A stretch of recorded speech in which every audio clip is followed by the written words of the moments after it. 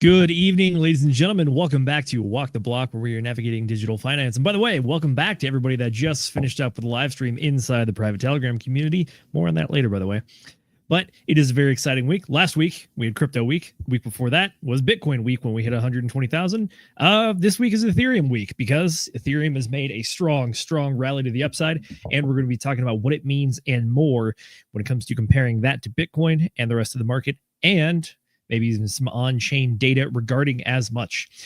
Outside of that, though, welcome back to the show, folks. I'm Zenith, your host for the evening, and I'm joined by an excellent cast of crew here tonight. I got Dace. How we doing, buddy? Well, sir, doing well. Keeping really busy. A friend of some of ours, Mr. Will Stevenson, is actually here in town with me. We're going to be working on a job here this week, and so, yeah, keeping busy, my friend. Very good. You mean this Will Stevenson right here? There he is, one and the same. He could probably shout, and you'd hear him from the next room over. So, yeah, we're doing all right. What a guy. What a guy. All right. We are also joined by the man with no face currently, but that is Tracker. How are we doing, my man?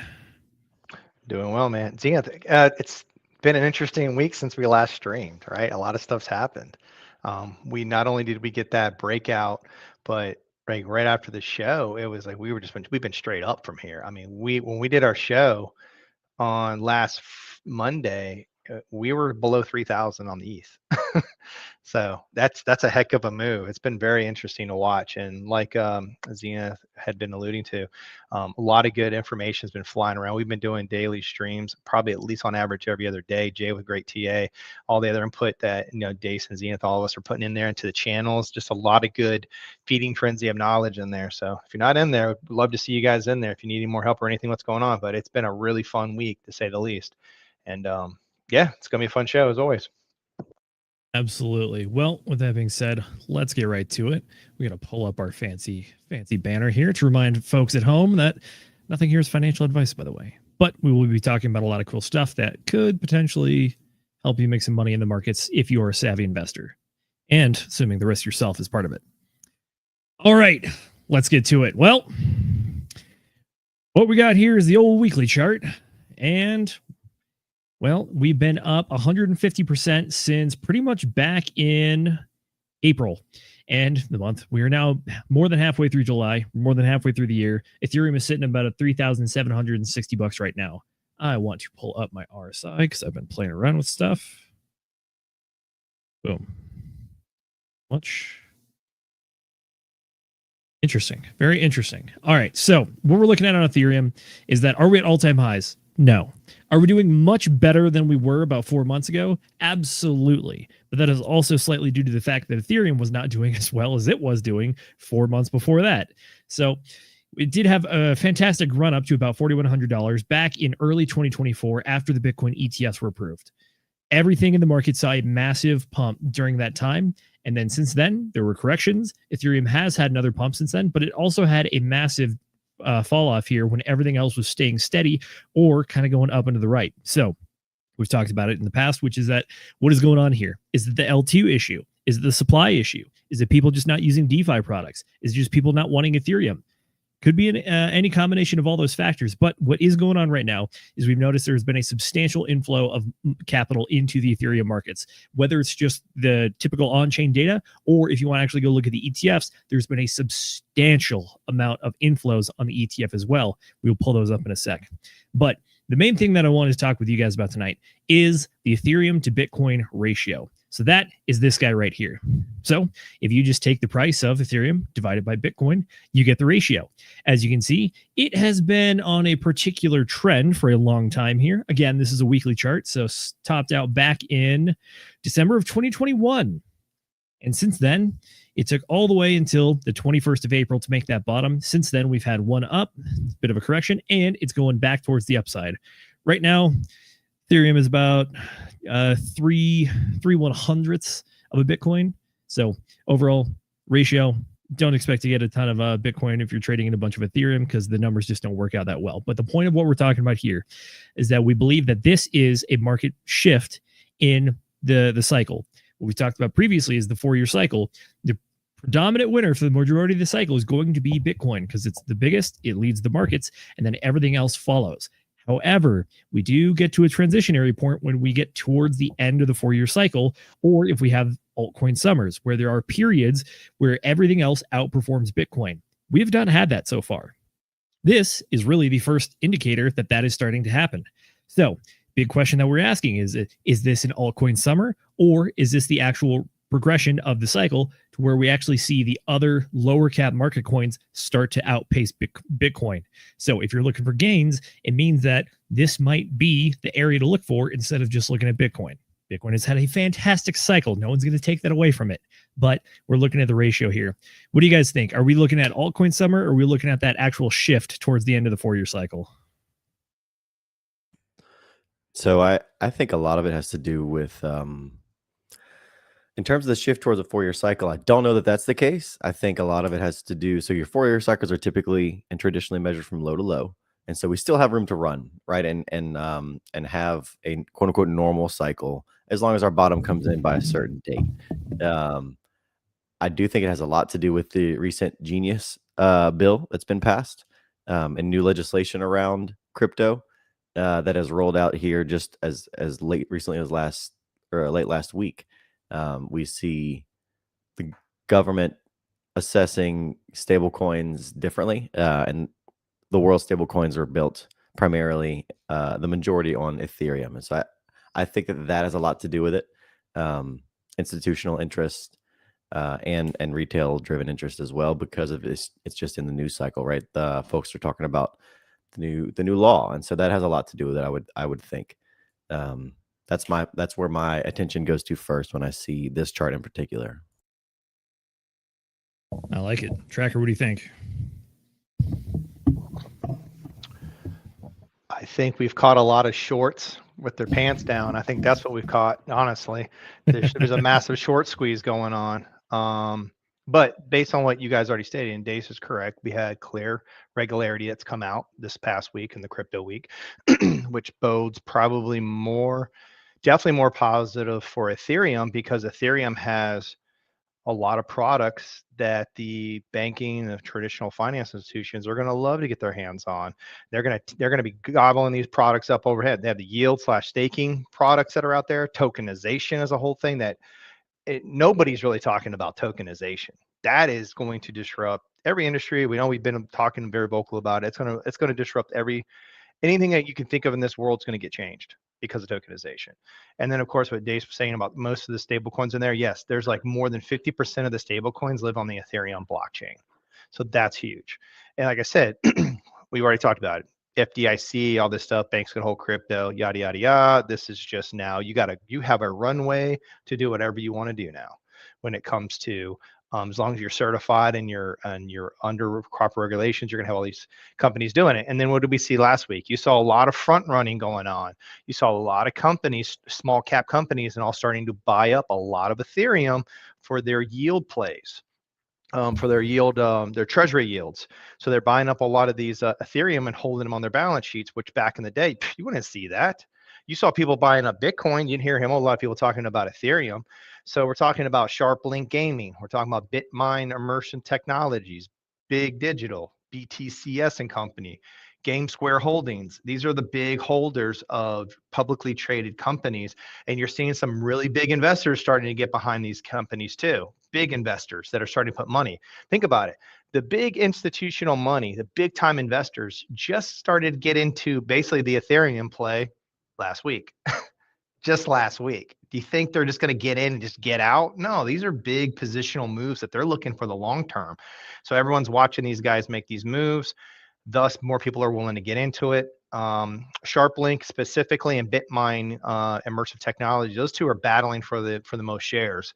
Now, we talked about it last week with Tom Lee, who's like a big hedge fund investor, and he's become one of the boards on the BitMine Immersive Technologies. He's important because he's the biggest talking head on CBNC and all these. So he's helping pump your Ethereum bags. You can thank him for that, guys.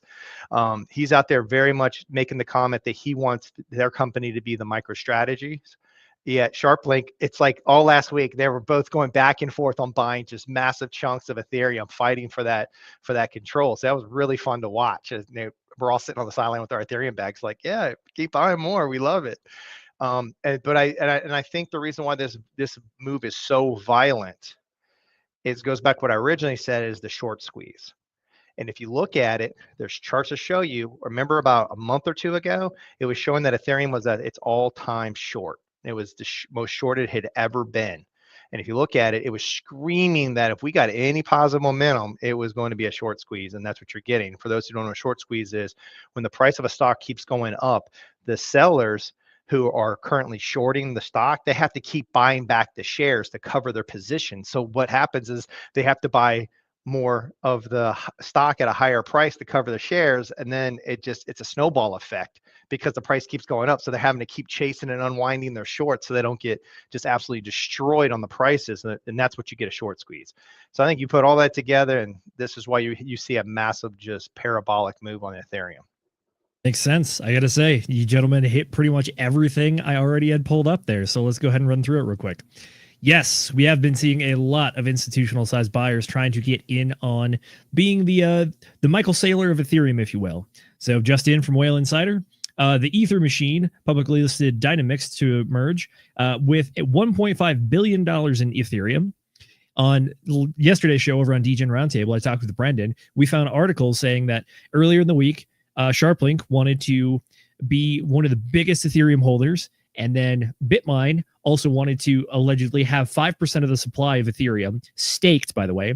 And then Bitmine follows that up with $1 billion purchase of Ethereum for their staking purposes. And then SharpLink says, hold my beer, and buys $6 billion of Ethereum for their own purposes too. So yes, we are seeing all kinds of that stuff going on.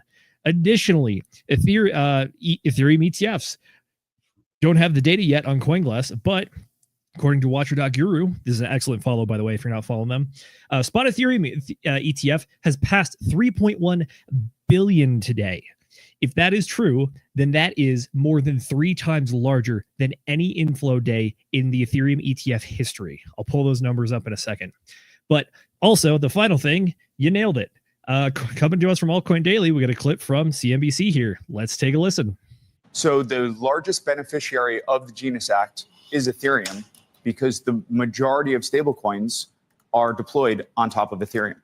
Ethereum is experiencing power law dynamics where 90% of tokenized assets and stablecoins are deployed on Ethereum, similar to the power law dynamics of Google, where 90% of searches happen with Google, and Yahoo gets a small percentage or Bing gets 1%. What do you think the biggest risk is to this new business of yours and to Ethereum itself, which is to say, how much you worry about some other coin or other kind of tokenization effort competing with Ethereum? I don't worry about that, because I think that Ethereum is the only blockchain that is able to be a substrate for the decentralized global economy due to the robustness. It's the only one with multiple clients and the ability to actually handle global throughput. So there you go. Ethereum. Can I talk on that? I got to talk on that. Please let me talk on this. Okay. By the way, the guy you just saw there, that's the CEO of the Ether machine. Dynamics. AKA, yeah, the first one we pulled up there. Gotcha. So he's correct to say that, but I love how the people who really know what they're talking about, they pronounce it Ethereum, and everybody else on the talking heads all call it Ether. I just think that just shows you how early we are, because outside of Bitcoin, none of them really know about any of these. Now, they've heard of Doge, right? Maybe they heard of Pepe, they've heard it, but it's crazy. The second largest market cap coin, and they can't even pronunciate it correctly. That just shows you how early we are. Huh? I think we might be a little deep in the weeds, which is why we know about Pepe. I would wager the average TradFi. Okay, so they know Doge, they know Bitcoin, they might know about Solana, XRP, Cardano. But it's crazy. Like Ethereum's number 2. It's massive. So other thing I wanted to bring up is SharpLink Gaming. 95% of the keep in mind, them and Bitmine are the 2 largest company holdings. 95% of their holdings is all staked. 95% of all their Ethereum is staked. That's massive. So this is another narrative that is just going to be scary to see what could happen to the Ethereum price. I get it. We're all feeling FOMO. We're all feeling, it's all feeling really grand right now. I don't think we've even got it going, because just look at the Bitcoin dominance versus the ETH to BTC ratio. We're still way down. And on top of that, if these companies start to really start holding these positions, because all this is brand new. All this is really trying to kind of just manifested over the last, 4 months, 3 months, some of these in just last week. So they're just starting to get their positions on it. They start holding this and nobody wants to sell it because they're earning yield. Now, don't get me wrong. If we go into a bear overall traditional market and it's starting to roll over, there's going to be sell off 100%. But for right now, I don't see why anybody would be trying to sell these positions if their goal is to keep staking and utilizing their products to do all this intricate products that they offer. Because if I'm a bank, I want to be able to earn on the yield. I want, if anything, on big pullbacks, we're going to raise more capital. We're going to buy more, and we're going to control more of this environment.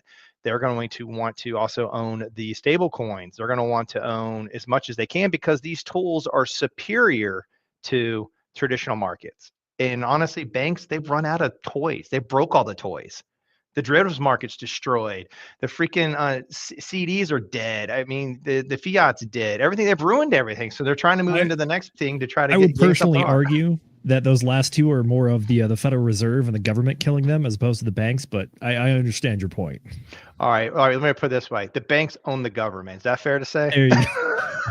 It might be a little we don't want to hat, touch that. I get what you're saying. We don't have to touch that one, but yes, we can go down this rabbit hole for a while, of course. But what I'm saying is they've broken all the tools. They're looking for the next new shiny thing. This is it. And they're always chasing. What's the purpose of a company? To make the most for the shareholders. They're going to chase wherever the growth is. This is screaming growth. This is screaming everything. This is why the current administration under Trump and everybody else is so pro crypto, because it goes back to my narrative that I personally believe that the banks control everything, including the government. Thus, they are now greasing the tracks for the politicians to make sure that they get what they want. Now, I'm not going to sit here and get into debate about it, but that's my 2 cents. It's my belief. And I think that's why you're seeing everything to come to manifest to where we're going. But that's a scary thought. Like, we're just getting going. And if the ETH price just did this kind of move, and it's, you know what I mean? And it brings into the whole thing. We haven't even hit this yet. When's the short squeeze going to kick? I'm not short squeeze, but when is supply shock kick in? Because we really haven't hit supply shock yet. And we've seen this kind of a move. We have not, but you were absolutely correct with the idea that they're looking for the next new toy to play with. Well, fun fact, the next new toy was already released as an ETF. They just didn't want to touch it until now. Dace, what do we have here? Sure. So you mentioned earlier, you mentioned how strong the net inflow was. What is it, 2 days ago now, 3 days ago now? And we can see that here on the right-hand side of this chart. Is that your 3 billion up here? That is not your 3 billion. That one is actually, I want to say, spot only. And that's an ETH. That massive green candle there is from the 16th of July. So last week, this is back when the price of Ethereum was about $3,100. That was the day where we saw $726 million of inflow. That was, at the time, the single largest day of Ethereum inflows we've seen in the entire history of the Ethereum ETF. Additionally, if you look back pretty much like 2-3 weeks back to the 9th of July, that's when you really start to see things pick up. And this has been the most activity or the most inflows on the Ethereum ETF that we have seen for the entire history of the ETF's lifespan, pretty much. And if we want to take that tweet that I pulled up earlier, maybe with a bit of a grain of salt, but if the numbers are accurate and it says 3.1 billion came in today, then that means that today's candle that is yet to show up on the chart is pretty much done a 4x of what that big candle was for the previous all-time high. So yes, people are realizing and wising up to what is the next big thing. People have realized the Michael Saylor strategy works. I think they're trying to get a hedge on it. And I think even on top of that, a lot of retail investors are waking up to it. And that's why we're also seeing the inflows from that side of the house as well. But a lot of it right now going into the ETFs. Granted, the spot Ethereum still has a good amount of volume on it, but it's nothing like this. Yeah, I think you nailed it. I mean, like you said, I'm hovering here over this $700 million candle here, this peak here. Look what your price is doing as your inflows fluctuate, right? And if we just like you said, you noted here July 9th, you've got this hitch here, right, where we chopped around this same zone here for a while, and now we are just, I mean, who knows where the next candles are getting painted if the next open interest candle we know is getting painted 3x higher. So yeah, very interesting. It's true. Fun to watch. Something to add here. You guys were talking. So obviously the ETF was around longer than this, but this is when it became a spot ETF. It became a spot ETF on July 23rd of 2024. There you go. But to your guys' point, I know that you guys have been following the short of Ethereum a lot more than I have. But if you go and look at the chart about when we have that final drop down to about $1,400 Ethereum, that is the market beginning of when the ETF really sees that start of that massive inflow. So the dates line up. They really do. No doubt about it, man. I think I don't believe that the ETH ETF staking rules have passed yet either, and I think that that's going to drive into what Tracker was mentioning when it comes to supply shock, right? Once there are no more barriers between institutions and their ability to offer programs on the back of Ethereum, that's when the supply shock. If we don't hit it before then, certainly that will drive us there. That's my speculation personally. That's true, and we do have Hey, our. do you know our, how our much? Sorry, go ahead, Tina. I apologize. Oh, I was gonna say we have our fourth man chiming in from the bench tonight. Jay is saying the ETH Bitcoin bottom is in. Fingers crossed. Imagine that thing sweeps the lows. He says also, guess what Tom Lee's profile picture is? Any of you gentlemen know what it is? No, and Jay, I bet it's a pink I one. don't. Is it ETH? Is it ETH? Nope. It is a. If it's a it is pink one, I'm pudgy, gonna just. It's a pudgy penguin. That's what it is. Yes. So, by the way, Pudgy Penguins is a token that also has an NFT collection tied to actual plushie dolls that are sold in major retail stores all around, and it's looking pretty good right about now. If you want more on that, you're gonna have to hop over to the members channel where Jay just actually finished wrapping up, but was about a half an hour stream talking about Pudgy Penguins, doing some technical analysis and some really good fundamental analysis on that as well. But he was saying, as far as the Ethereum stuff goes, there's only so much margin you can add before you get liquidated. I think that's what we saw here. And again, he's doubling down on what we're saying. The Sailor strategy works. Just take a look at how many crypto treasury companies have popped up. It's been in like the last 2-3 weeks as well, which is the wild thing, in my opinion. All right. Well, I'll tell you what, we're going to try to do our best to make Jay proud here. So let's go ahead and pull up. I have done a little bit of research on history. Ethereum and of the short interest. I did send a link on that one. It was pretty amazing.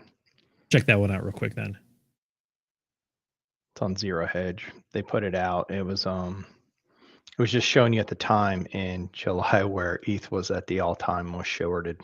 When you see something like that, that's just, the shorts were just laying into Ethereum. And this goes back to why the Ethereum price was manipulated, because the shorts were betting heavy against it.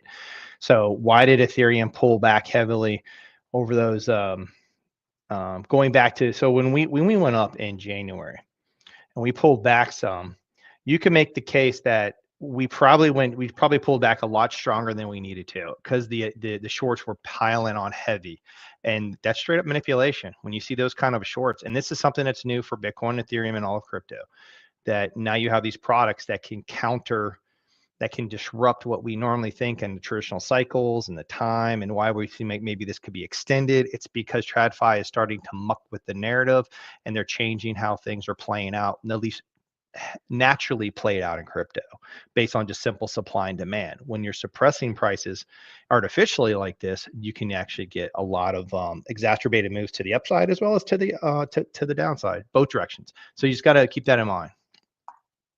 That's fair. If you're a person that believes the reason we had a double top for the cycle back in 2021 was due to the interference that we had with China, with them banning it and then unbanning Bitcoin, then that kind of reasoning would also lead you to believe exactly what you're saying here, which is you have a large enough player creating a big enough effect in the market to actually have an effect on the 4-year cycle.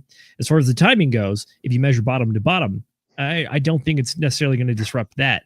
But if you want to talk about the possibility of having that slightly right translated cycle, if you talk about from the measuring high to highs, and then we, instead of having our top in like early October, we have our top in early 2026, I can understand that. That argument makes sense logically.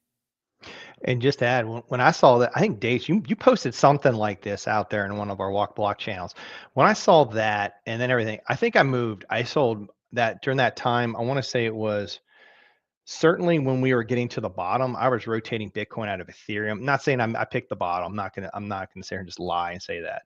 But at the same time, I was rotating. But then when we got up in June, when we were going sideways on those pullback opportunities, I was rotating the rest of my BTC into ETH, because to me it was a screaming buy. Like, you can only suppress this for so long and keeping the suppression under wraps, knowing that this is a very crypto friendly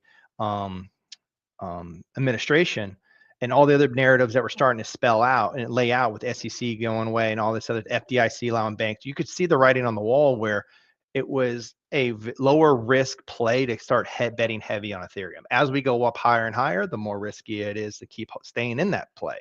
And of course, that's what makes markets.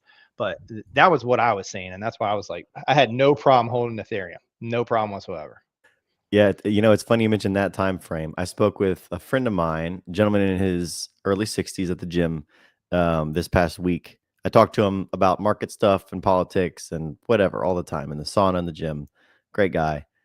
I had mentioned to him in that same May time period about rotating because he had run up his Bitcoin, and he had never even heard of Ethereum. And he rotated and didn't tell me. And then I bumped into him last week, and he thanked me for my not financial advice, and then asked me what else. He was like, "What else you got?" And then I actually was able to tell him about Richard Hart and Hex and Liberty Swap Finance, which is a new protocol, which is interesting and exciting in the world of Richard Hart. But yeah, look, I think, like you said, that was a great time to rotate. I think there's still, when you look at the ETH BTC ratio, historically speaking, when you look backwards, still not a bad time to do so.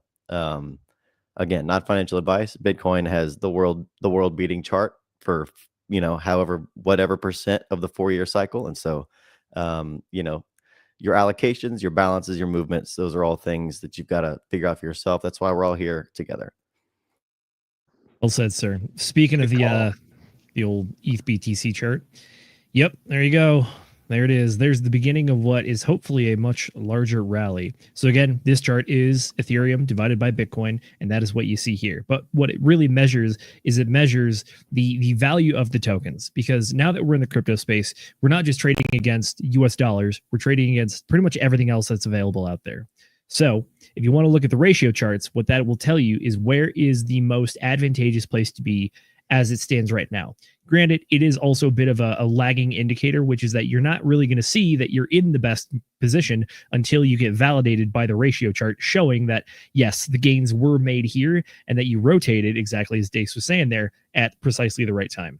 So we do have the weekly chart pulled up.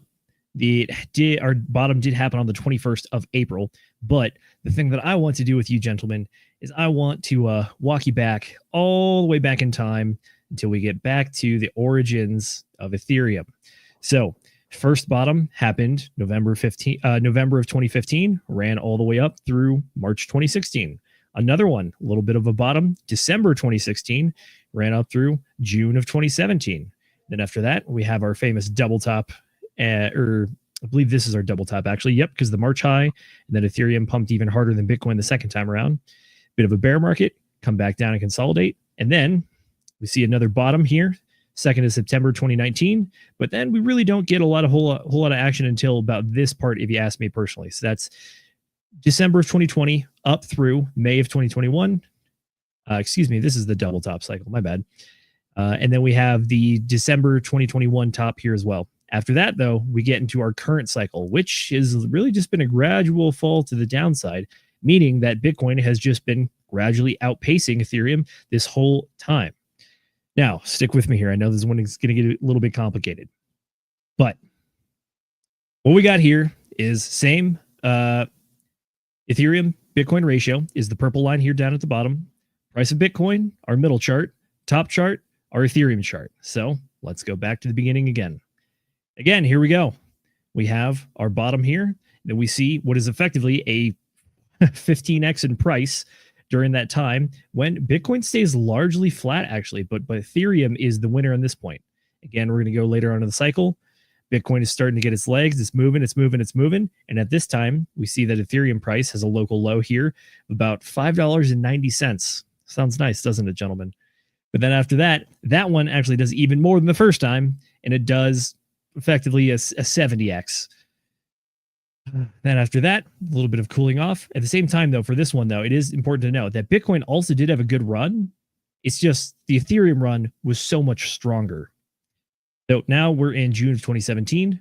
We get our Bitcoin top here in December of 2017. And again, if we look at the ratio chart here down below, this is where we see another big increase. And during that time, we actually see Ethereum only do what is effectively a 4x.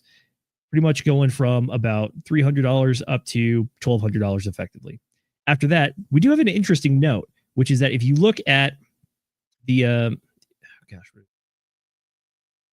that one's not as much of a note, but if you look at actually where you see a bit of a inflection point on the ratio, we do see a blip here where it starts to outpace a little bit again, but notably that is in a bear market. So it's not that notable. But then we get back to where we've been previously. So another bottom here in December 2019, small run up. This one, Ethereum only effectively does a 2x. At the same time, though, Bitcoin has a small bump towards the upside. Then if we continue on, we see that, again, this is where the ratio really gets juicy for Ethereum. At this point, Bitcoin is pretty much topped out. So we see that Bitcoin tops out and actually has a small decline here. And this is the first top of 2021. After that, we have our double top over here. But at that point, the ratio doesn't get too crazy. If anything, we do have our small run up here on the ratio. But during this time, these charts look largely similar, although Ethereum does outpace it a little bit. And then finally, that brings us to the cycle that we're in currently, which is all of this downslope right here to our most recent low on the Ethereum Bitcoin ratio, where we see again, we have that bottom, it goes up, and we have effectively Ethereum doing a 2x at a time where Bitcoin was doing very well, but this was actually the time for Ethereum to shine. So the reason that I bring this up is that I want to go look at where all these things happened in the cycle. So early on, Ethereum's a new token, has a very good pump. But again, this is in 2016. Cycle tops doesn't happen until late 2017. So this is pretty much a year and a half beforehand. This one is about a year ahead of time as well. And then we get our final one right at the end there. Moving on to the next cycle. This one happened in January of 2020. Again, we don't get this cycle top until pretty much 2 years after this. And then again, we get closer to the top. This one is about a year ahead of time where we see it outpace again. And then we get our final outpacing noted right here on the charts. This is at the very end of our cycle. I bring that to our current cycle, which is that if you look at the ETH Bitcoin ratio, we've not had any out competing except for like maybe some very small areas. But outside of that, this really is the only time this cycle that Ethereum has been outpacing Bitcoin. So it leads to the question, what is different about this cycle than the previous ones? I think this is a pretty obvious answer, but gentlemen, you want to hit that softball?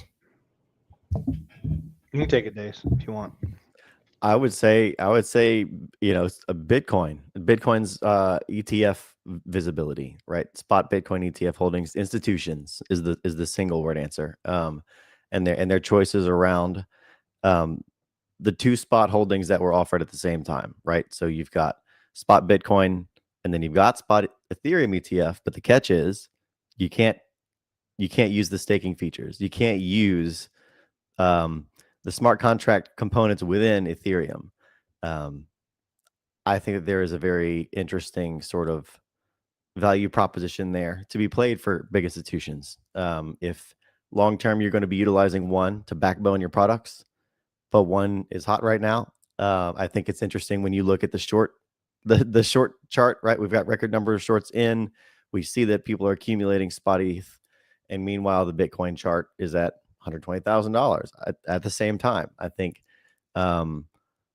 it's very difficult to not correlate all those things together in terms of the institutions. Another interesting part of this that I think is different because of institutions is Bitcoin has been more linear this run thus far. We haven't hit that really serious parabolic move on the wider time frames of this 4-year cycle.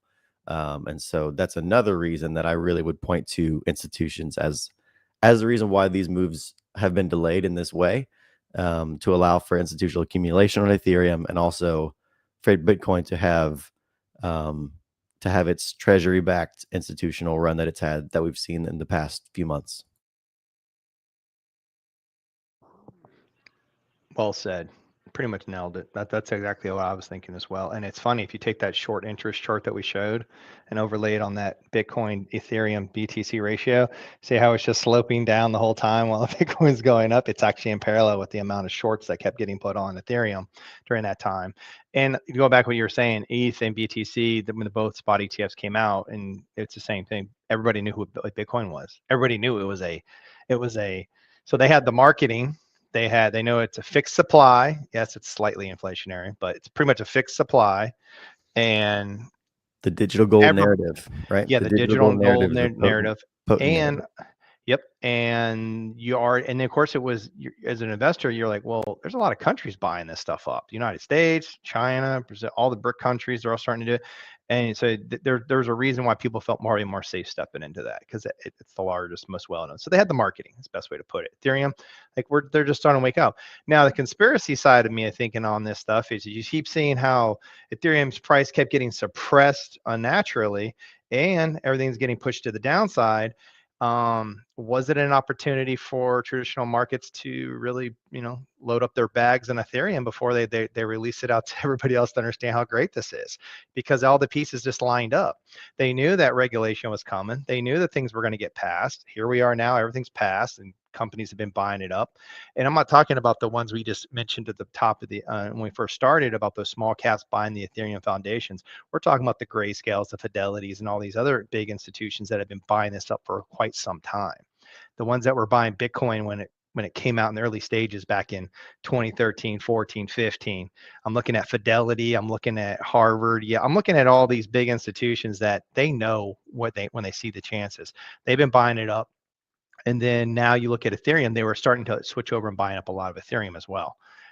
And now you're seeing everybody play catch up, and that's what's helping, And honestly, if you think about it, all this discussions over last week with Crypto Week and these other companies buying all these, it just, once again, they are literally pumping the bags for these institutions that have already been accumulating for quite some time.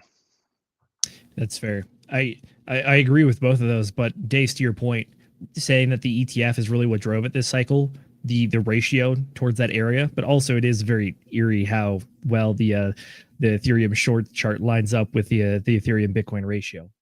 I will say, I think that the main difference here is that if we look at the charts, remember the Bitcoin ETF came out in late January. I want to say it was like the 23rd. So this is 2024 as well. So if we look at it, I know it came out before Ethereum. That's for sure. And Ethereum came out in June. Yeah. So this candle right here, this one right here, this red one, that is the actual date, or I believe that's the date that the January ETF for Bitcoin release. So this middle one, again, is the Bitcoin price.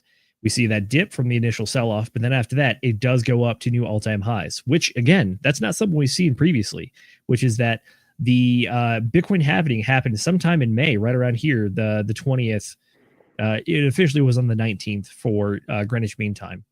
But that happened on the 19th. So Bitcoin hitting all-time highs pretty much a month before the halving has never happened before in the cycles. So to see that, I think, again, is an indicator that something is different this cycle.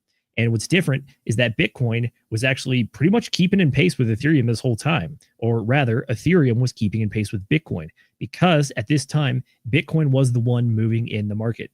We don't get the actual Ethereum ETF launch until right around here in June. And then once that launch happens, we see a lot of that summer consolidation where we had a lot of sideways to slightly downwards action till we finally hit our low here in August for Ethereum and Bitcoin at the same time. So the Ethereum ETF has only been around since this point here and onwards. Granted, it did have a pretty good pump here during November and December before we had that what I'm just going to that call was it because collapse. the election. Yeah, that was because the election. That's the pump on the election. Correct. But again, I think our fourth man here is coming in with another really good answer for what was going on with this whole thing. And that is that the whole world was risk off effectively until we got to the Trump election, pretty much. That was one of the things that signaled to the markets that they were looking for a more positive business environment and was going to allow them to go risk on. Because remember, up until this point, we've been dealing with a lot of inflation and a lot of uncertainty in the world. The US dollar was losing value steadily. So Tariffs. when you exactly. When you combine that with the Bitcoin ETF, it really gives a lot of narrative to the risk off concept and then flipping it risk on.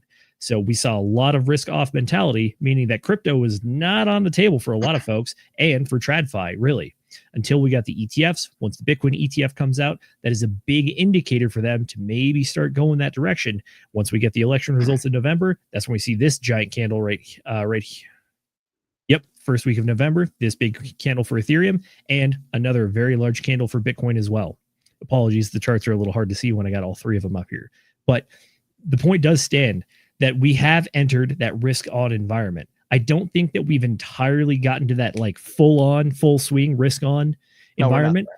Exactly. Certain things that we've talked about repeatedly ad nauseum on this channel is that one of the indicators we believe we will be in that environment is when the Federal Reserve cuts rates, maybe turns on the money printer, because that's the time where there should be economic expansion.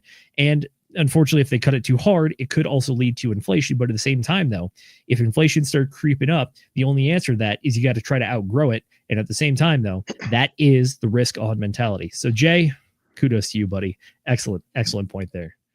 What do you guys think about that? Just to tag onto that quickly, some other risk on, risk off metrics that I've been watching for this whole cycle, really, and especially the last year or two, would be your ISM business cycle charts, and then also your so if crypto is a microcosm of all of finance, right? Traditional finance is a much larger entity. I like also comparing the movements of the S&P to the Russell 2000, right? So that's your small cap index versus your S&P, which is your biggest index. So during all of this time where Bitcoin has crushed Ethereum in that ETH Bitcoin chart, S&P is at all-time highs, Russell 2000 not breaking out in all-time highs. That's another way to say risk off, right? Like market is performing, but only in the bigger sectors, while the business cycle as a whole is not above your 50% mark. So it's not expanding, it's contracting, like you said, Zenith. So just another way that I try to sum it up for somebody who maybe is familiar with finance, but new to crypto. It's another way to sort of get them used to the relationship between ETH and Bitcoin. Exactly. So, by the way, what we do have pulled up here is that Russell 2000 chart. The Russell 2000 is an ETF or a stock aggregate of what is effectively small or lower market cap companies. So it's not the S&P 500, which is this guy, by the way, which is at new all-time highs as of today. But the Russell 2000, you can kind of think of it as, if you're looking at your crypto charts, it's trying to cut out like Bitcoin and Ethereum and look at all the smaller stuff. So again, you're precisely right. We did have that all-time high back in November of 2021. Shocker, it coincides with the Bitcoin top as well. And then again, we have not, did we hit an all-time high? I think we did. It was back in late November of 2024. Since then, this perfectly mirrors what was the tariff crisis, if you will. But it has also recovered, but it has not recovered to the same extent that the S&P 500 has, which is that the S&P 500, again, is at all-time highs. So if we're looking at that risk on, risk off environment, both of those charts are great indicators, as you mentioned, for traditional finance sectors. Yeah, the Russell, the narrative was it double topped, and it was feeding into the narrative that small caps were rolling over. That's what a lot of people in TradFi were saying, and that we were trying to put the fear in the markets when that was happening. Obviously, it's come back in a violent snapback. This is why it's feeding into the cryptos. Yeah, I agree with everything you guys are saying. On that chart that you were showing, where does the Ethereum price tend to top out at with the ETH to BTC ratio? I'm curious.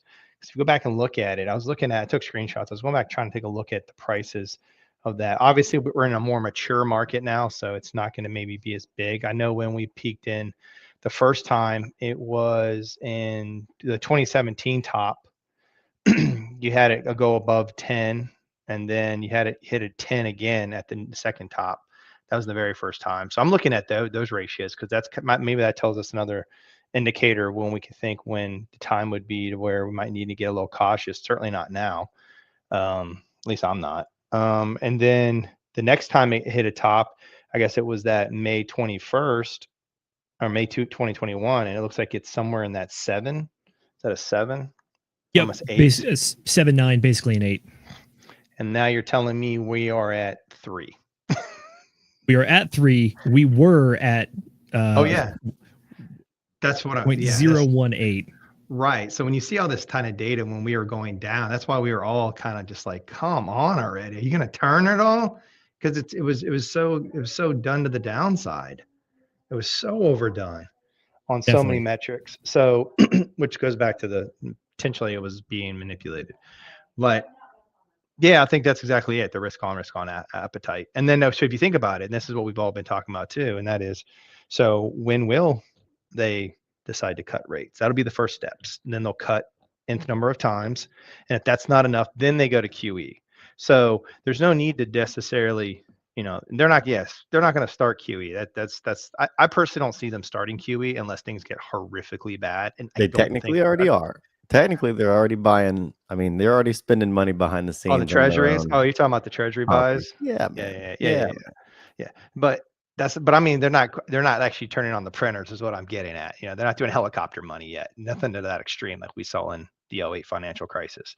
But to resume the cuts, but they haven't hinted. So this is why I know Jay was talking about this earlier, that FOMC meetings that are going to happen next week. Everyone's going to be thinking about it like, man, if Jerome Powell doesn't show us a little something, because obviously they're pushing hard on him. They're trying to smear him as bad as they can in the public's eyes, with everything coming out in the news. So they want him out, or somebody wants him out. But then again, is that going to happen? Are they going to make it to where he just wants to quit?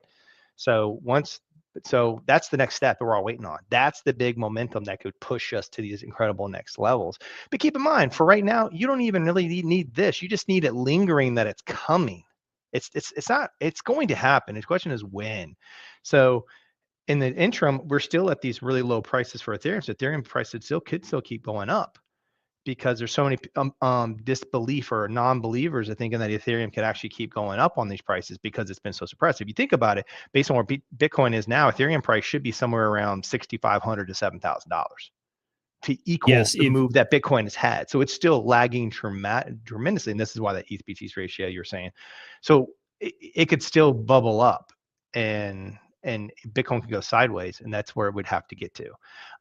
That's kind of where I'm looking at it as, is that this is just another, bullet in the chamber that they could fire away, and that just feeds even the more momentum. And then they come out and they do, potential, like what Jay said, the order of what they would do. Those are the things that are coming. So all the investors are looking at that too. So true. And by the way, we might have an answer to your when question coming in. We do have the Fed chair is going to be giving a speech tomorrow at 2:30. I wonder what that could possibly be about. Interesting.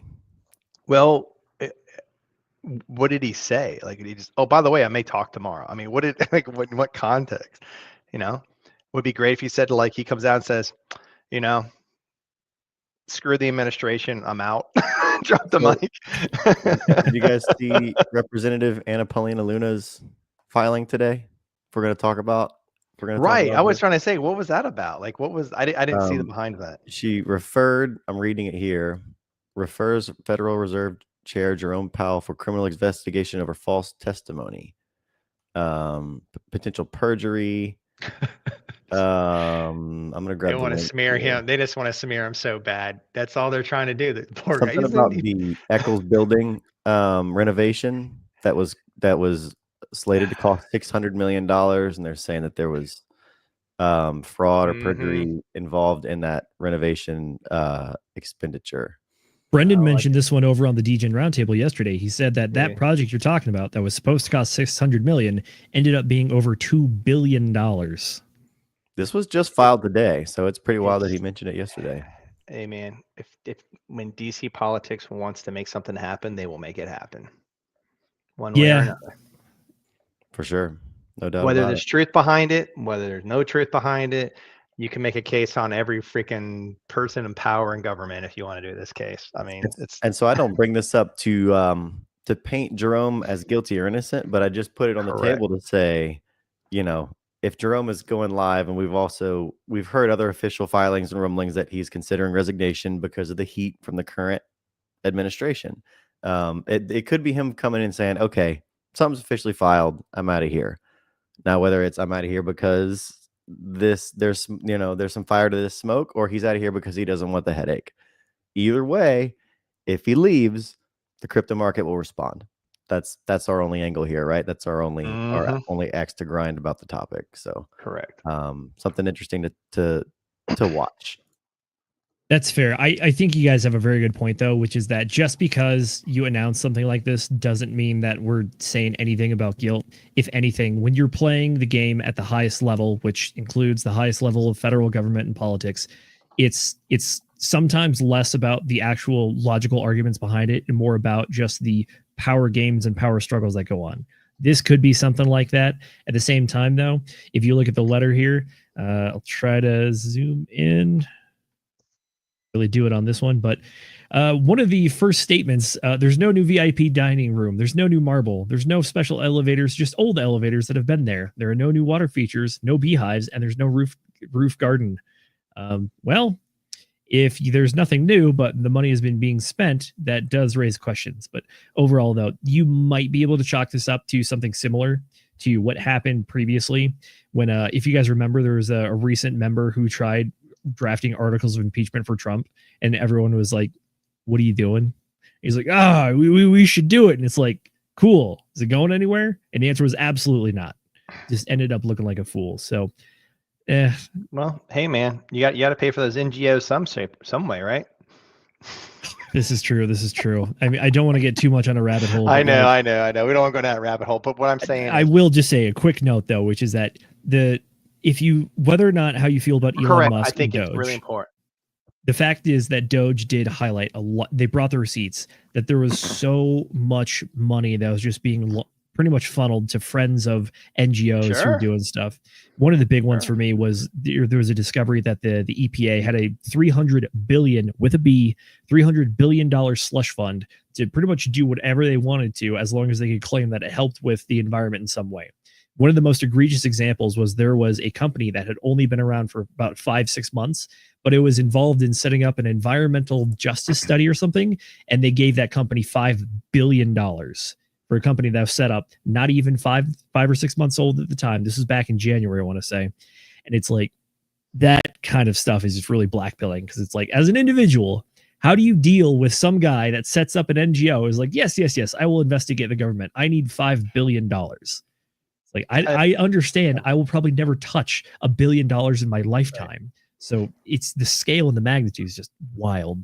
Correct. Well, I mean, all you got to look is the national debt. I mean, it just tells you right there the misspending. I mean, it doesn't really much further than that. I mean, everybody sees that. I mean, it's like how do you spend that much? Well, this is how.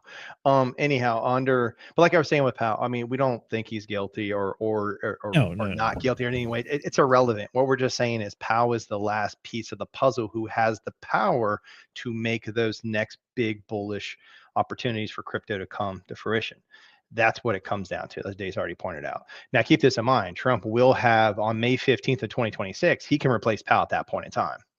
He can do his nomination. Of course, then they has to be voted on, but he can nominate who he wants to replace Powell with at that time, and they could replace him at that date.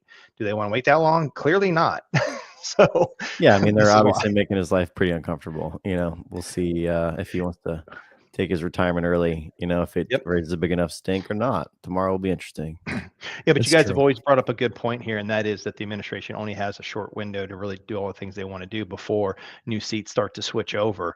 And that's why they probably don't want to wait till the May of 2026. They've got to get things done now if they want to do whatever it is they want to do, whether you like it or not, hate it, you know what, irrelevant. Even more so with the latest news cycle, brother. You just made it quite the point. No doubt about it. Anyways, I do want to try to land the plane real quick when it comes to the Ethereum Bitcoin ratio stuff. All right. Why does this matter? Why does this matter to us and to a potential viewer out there? Well, the reason that it matters is that, one, I believe this could signal a progression of the 4-year cycle, as I previously mentioned, which is that we're coming close to it now. By close, I mean, even if you believe in the right translated cycle that we're going to top in Q1 of 2023, at most, that gives you about 8 months. At minimum, it gives you about 3 months. That being said, if this is an indicator of that, it means that it's an indicator to start prepping for the end game for this cycle, depending on what your strategy is. Additionally, you guys mentioned, like, theoretically, if Ethereum was at where Bitcoin is now based on the X's, then we should be sitting around somewhere like $6,000 for Ethereum. If that's the case, even if you 2x Ethereum from here and Bitcoin goes up another like $50,000, then that means that the ratio is actually probably closer to about 4.5 or maybe even that 5 mark there, because that would effectively be a 50% increase from this 0.3 that we're at right now. So meaning that it would be running up a good bit higher. Additionally, if that does happen, then that also means that altcoins run too, especially if you look at the Ethereum-based altcoins. The Stablecoin Act was very, very big for Ethereum because that's where a lot of them live. But there's also a lot of other projects that live on Ethereum as well. And through liquidity bonding and also just normal market psychology of buying and selling and seeing where the flows go, that means that those kind of tokens will also see big gains as well. We mentioned at the beginning, stuff like Doge has seen a bit of a run up during this Ethereum pump as well. Even I know it's just a meme coin, but stuff like that happens. Matic, it's an L2 on Ethereum, but that is a bit of a different story, if you will. And then even some of the other lesser down stuff, like where to go, Pepe, where are you at? Yep, even some of the other meme coins, they're having a good time in the sun. That is very correlated to the Ethereum price pump as well. Granted, these ones have done a few more X's than Ethereum has, and that's the effect that you get with smaller market coins, which is pretty much everything that is not Bitcoin and Ethereum at that point. So yeah, to say, why does this matter? Why should we be paying attention to it? One, could signal an endgame. Two, it could signal where things are oversold or overbought, or in this case, particularly undervalued. And with all the momentum coming in, all these people saying they want to have Ethereum treasuries now and do the staking stuff, keep in mind, you guys mentioned it in the beginning as well, the Ethereum staking ETF application is still in the approval pipeline. That could be another bullet to fire to really get things going as well. So it's just all these things to consider. Gentlemen, did I miss anything? I mean, I thought you did a really good job wrapping that up. And just to add to that, though, so that is something we didn't really talk about. And as the Ethereum, if they do come out with that Ethereum spot staking ETF, and I'm assuming how that's going to be translated into, it'd be like a dividend yield essentially for TradFi to be the equivalent to it.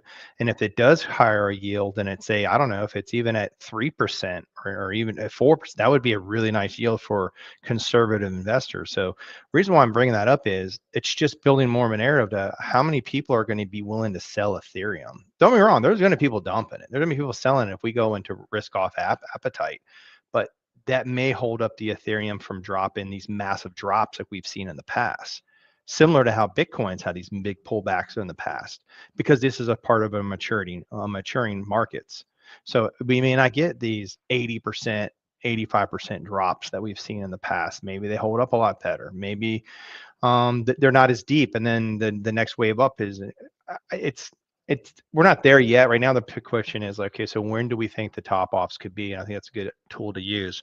So based on what you were saying, the part I missed was, when do you think then, based on what you're seeing with this, if we get to that 5, let's say we get to, first we got to get to 4 in the ETH BTC ratio, but even if we got up to 5, that's still very shallow. Think about it, that's still very shallow to be the top, but that would still, because of price being suppressed, it still would be a really big move. Because if we get to 4, I want to say at Bitcoin, where it is now, if we get to 4, wouldn't ETH be pretty close to 5K if it got to 5, if Bitcoin just went sideways? Or am I miscalculating that completely?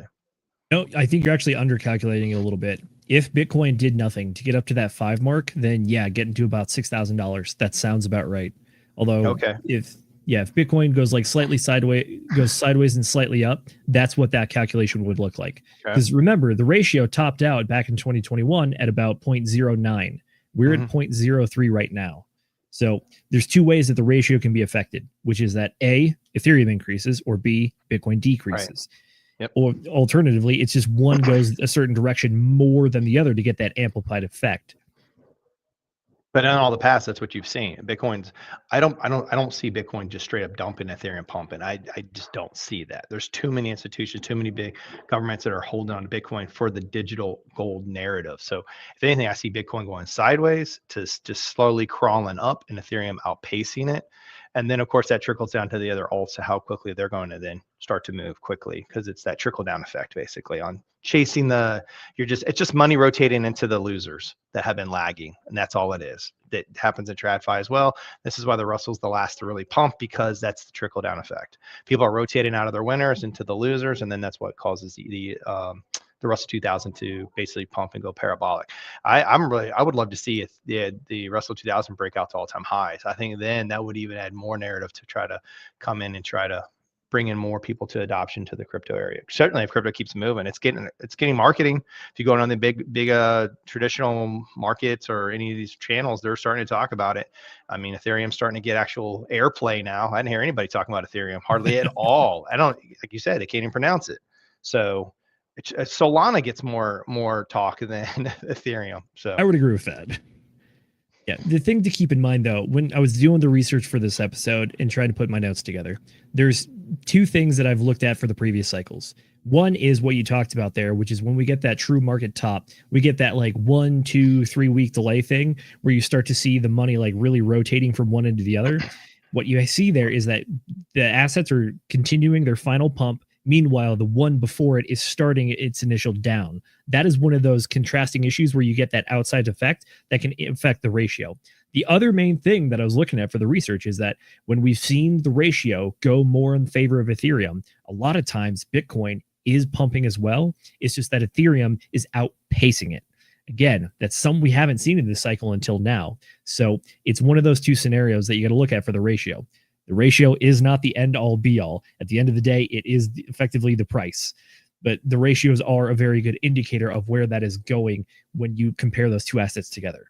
The big brain play here, if you really want to get deep in the weeds, is now instead of doing one ratio, you start looking at a handful of ratios. And that is where you can get really advanced with this stuff and really down the rabbit hole.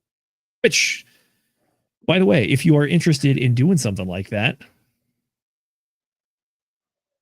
we do have the private membership in our private Telegram that we've teased multiple times because Agent J out there, he's the one that ran the stream literally 30 minutes before we went live today talking about Pudgy Penguins, one of the best performing NFT related projects out there. But you don't have to buy NFTs. You can buy the token of the company that also sells real world products as well.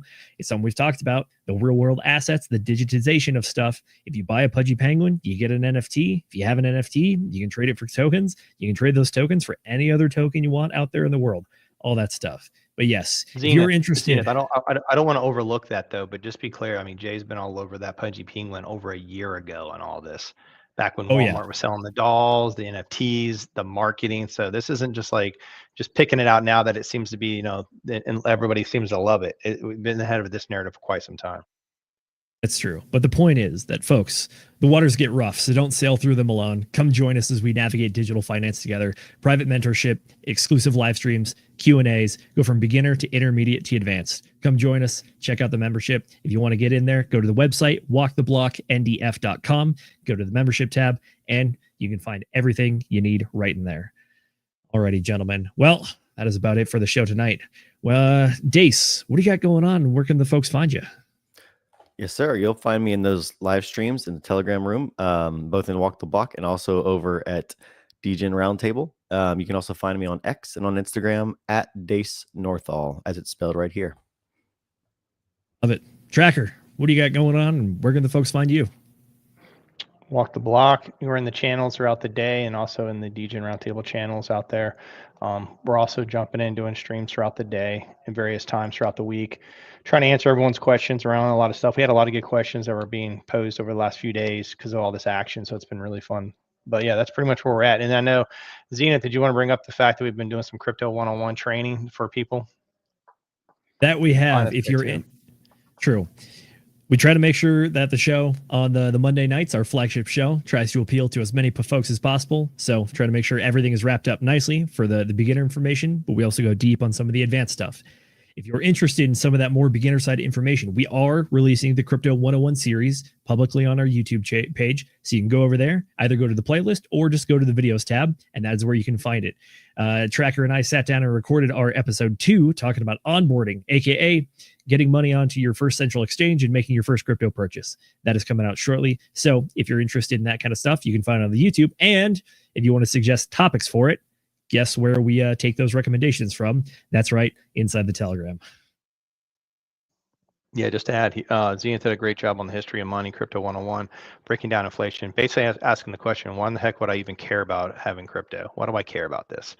And that's basically did a great job there. And then we did another recording on how to onboard into central exchanges, which ones we like. And that's all free. It's out on our YouTube channel.